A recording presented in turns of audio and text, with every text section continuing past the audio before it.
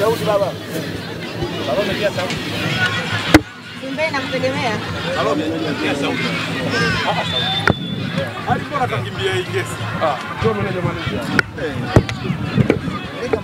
Jamani wao wakasemeje hapa? Pesa.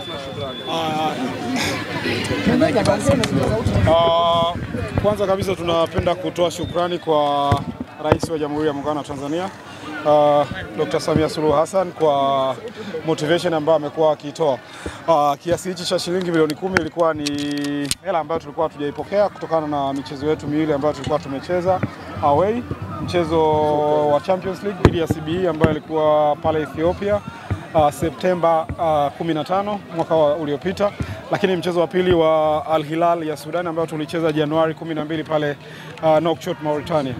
Hichi ni kiasi cha shilingi milioni 10 kimekuja kuwasilishwa kama ambavyo kilitakiwa kuwasilishwa. Tunamshukuru sana na tunaahidi next season tutakaporejea makubwa zaidi.